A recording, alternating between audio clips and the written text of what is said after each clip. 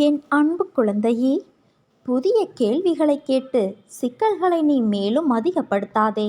ஒரு நண்பனால் உனக்கு நன்மை உண்டு. உன் வீட்டில் சுப நிகழ்ச்சி நடைபெறும் என் தங்கமே. என் பார்வைக்கு மிஞ்சிய சக்தி இங்கு எதுவும் இல்லை. நான் உனது நிழலாக இருக்கும்போது நீ எதற்கு கலங்குகிறாய்? உனது வாழ்க்கையில் எது நடந்ததோ அவை அத்தனையும் நடந்து முடிந்துவிட்டது. இனி எதுவும் உன்னை துன்புறுத்தப் போவதில்லை. வாழ்க்கையில் மிக வேகமாக வளர்ந்து பெரும் செல்வந்தர்கள் மத்தியில் நீயும் வாழப்போகின்றாய். அனைவரும் வியக்கும் வண்ணம் நீ உயரப் போகிறாய். தேவையில்லாமல் மனதில் கற்பனையை வளர்த்து கொள்ளாதே. என்னை மீறி எதுவும் நடைபெறாது. உனக்கு வேண்டியதையெல்லாம் உன் சாய் தேவா நான் வழங்கப் போகிறேன். உன் வம்சாவளி செழித்து வளரப்போகிறது. காத்திரு. உனக்காக நான் நிழலாக என்றும் இருப்பேன். இனி நடக்கப் போவதை பார்த்து வியக்கப் போகிறாய். வாழ்க்கையில் நீ சிரித்தாலும் அழுதாலும் அது உன் வாழ்வில் நிர்ணயிக்கப்பட்ட கர்மாதான். உனக்கு அதற்கான தைரியத்தை நான் கொடுப்பேன். உன்னோடு சேர்ந்து நீ சிரித்தாலும் அழுதாலும் நானும் சிரிப்பேன். உன் வலி என்பது நிஜத்தில் உன் வலி அல்ல, அது என் இதயத்தில் ஏற்படும் வலி. இப்படி என் பிள்ளையாக நீ இருக்கையில் கர்மாக்களிடமிருந்து தப்பிக்க வழி கேட்பது சரியா? உன்னை கோழையாகவா உன் அப்பா நான் வளர்க்கிறேன்? இதை தாண்டித்தான் ஆக வேண்டும் என்பதை தெரிந்தும் உன் உயிரின் மேல் ஏன் இவ்வளவு மதிப்பு இல்லாமல் நான் போகப் போகிறேன் இவ்வுலகை விட்டு என்று கூறுகிறாய்? என்றைக்கும் துன்பத்திலிருந்து தப்பிக்க வழி தேடாதே.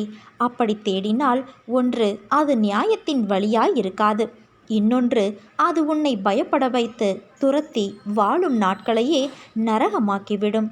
அது கோழைத்தனம். வெந்நீரை காலில் ஊற்றிக்கொண்டாய். வெந்நீர் காலில் பட்டால் வலிக்கும் என்று தெரியும். ஆனால் காலில் வெந்நீர் கொட்டும் போது வலிக்கிறது என்று நீ அலறுகிறாய்.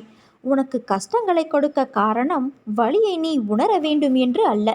வலியால் தான் இதயத்தில் மாற்றத்தை ஏற்படுத்த முடியும். உனக்கு பக்குவத்தை புகட்ட. அதனால் என்றும் கஷ்டங்கள் வந்தால் அப்படித்தான் இருக்கும் என்பது உனக்கு தெரிய வரும். அதை புகட்டவே இத்தனை நிகழ்வுகளும் நடக்கின்றது. உன்னை விட்டு நான் எப்படி நகர்ந்து நிற்க முடியும்? என் பரிபூரண அருளும் ஆசிர்வாதமும் அன்பும் பெற்ற என் செல்ல பிள்ளை நீ. எது உன்னை துன்புறுத்தினாலும் கவலைப்படாமல் இரு. எது வந்தாலும் எதிர்த்து நின்று போராடு. எதுவும் என்னை மீறி நடக்காது என்பதை தீர்க்கமாக நம்பு. அனைத்தும் நன்மைக்கே என்பதை தீர்க்கமாக நம்பு. பதவியால், பணத்தால், மொழியால், ஜாதியால் உன்னை அடையாளம் காட்ட நினைக்காதே. உன்னுடைய நல்ல குணத்தால், நல்ல பண்பால் உன்னை உலகுக்கு காட்டு. ஆணவமின்றி நடந்து கொள். அறிவிழந்து செயல்படாதே. நான் உன்னோடு இருக்கிறேன். உன்னை என்றும் கைவிட மாட்டேன் என் தங்கமே. நீ என்னை சரணாகதியடைந்தால் நான் நிச்சயம் உன்னை பாதுகாப்பேன்.